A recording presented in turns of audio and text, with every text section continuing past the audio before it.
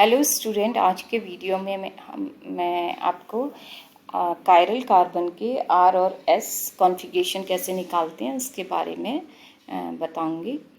तो first we will start with the projection. क्या होती हैं प्रोजेक्शंस के पर किन प्रोजेक्शंस पर हम ये अप्लाई करते हैं आर और एस के लिए निकालने के लिए, फिर इसका सीक्वेंस रूल्स क्या हैं और फिर हम इसके कुछ एग्जांपल्स की स्टडी करेंगे। तो फिशर प्रोजेक्शन है, इसमें दो तरह की लाइंस होंगी। एक लाइन है आपकी वर्टिकल लाइंस होती हैं और दूसरी होती हैं आपकी हॉरिजॉन्टल लाइन। तो वर्टिकल लाइंस जो होती है अवे फ्रॉम द व्यूअर को शो करती हैं और वर्टिकल लाइंस जो होती हैं वो आपके टुवर्ड्स व्यूअर्स को शो कर रही हैं। जैसे ये हो गई आपकी वर्टिकल और ये हो गई आपकी हॉरिजॉन्टल। वेज डैश में जो वेज है वो सॉलिड लाइन है जो अबव द प्लेन को, और डैश जो है वो ब्रोकन लाइन है जो बिहाइंड द प्लेन को रिप्रेजेंट करेगी। ये आपका एक मीथेन का मॉलिक्यूल है जिसके अंदर हमें वेज और डैश का बताया हुआ है। ठीक है। अब आर एस सिस्टम, या इसको हम बोलते हैं absolute configuration. R S system किन मॉलिक्यूल्स में यूज़ करते हैं? ये कायरल कार्बन होना चाहिए उसके अंदर, वहीं आप जो है आर और एस जो है कॉन्फ़िगरेशन को निकाल सकते हो। इसके लिए आपको प्रायोरिटी रूल में फर्स्ट हमें जो होता है चेक करना है कि कायरल कार्बन होना चाहिए उसके अंदर। देन आप उसमें ग्रुप्स की प्रायोरिटीज़ को डिसाइड करोगे।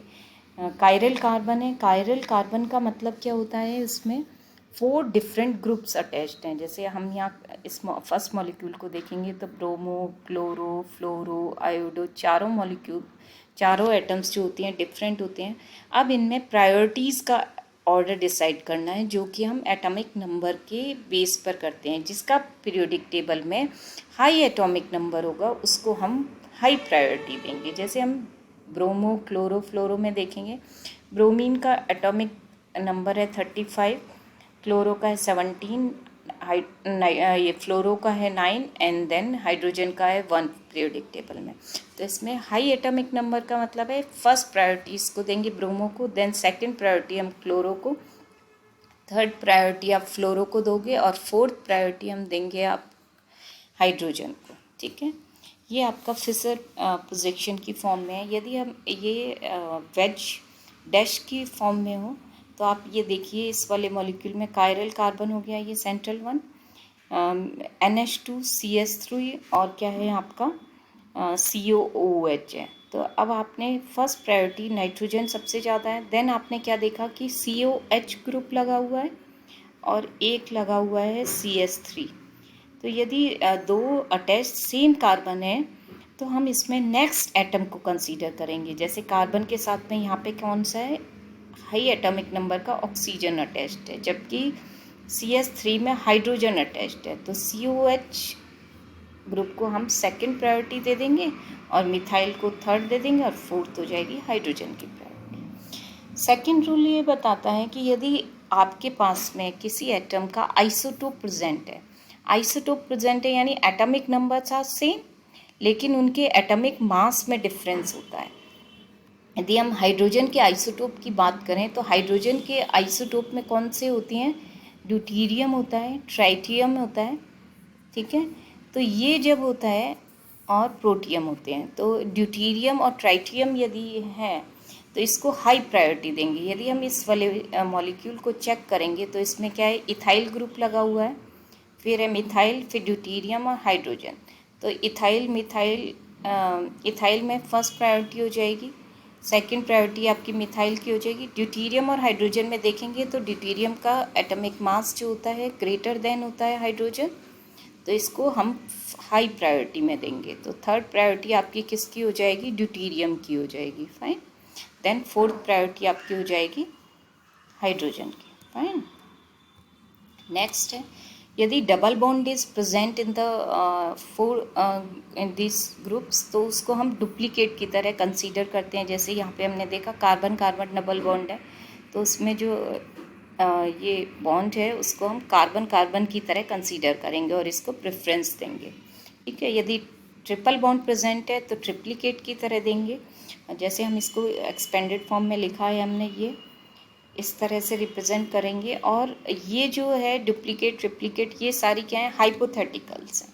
ठीक है, इनका कोई वैसे प्रूफ नहीं है एक्सपेरिमेंटली। देन है रूल 4 है, यदि हम इस तरह से हमने अभी तक क्या हमने स्टडी किया, यदि आपको प्रायोरिटी को देखना है एटॉमिक नंबर के बेस पर, सेकंड आपको देखना है यदि आइसोटोप प्रेजेंट है कि नहीं है, थर्ड आपने देखा डबल बॉन्ड या ट्रिपल बॉन्ड वाला है तो उसको प्रायोरिटी देंगे, फोर्थ में अब आप देखोगे कि इनको प्रायोरिटी देने के बाद में यदि ये मॉलिक्यूल का जो रोटेशन है वो क्लॉकवाइज हो रहा है, क्लॉकवाइज यानी आर से प्रेजेंट कर रहे हैं, उसको रेक्टस बोलते हैं आर, और ये रेक्टस और सिनिस्टर जो है ये क्या है, लैटिन वर्ड्स हैं, ठीक है, और रेक्टस का मीन्स राइट होता है, एस सिनिस्टर, सिनिस्टर का मीन्स लेफ्ट होता है, ठीक है। यदि हम इस मॉलिक्यूल को देखेंगे तो इसमें क्लोरो, इथाइल, मिथाइल और हाइड्रोजन है, तो इसमें क्लोरो को फर्स्ट, इथाइल को सेकेंड, थर्ड मिथाइल को और फोर्थ हाइड्रोजन का। यदि हम रोटेशन देखा तो क्लॉकवाइज देखा और इसका आर कॉन्फ़िगरेशन हो जाएगा।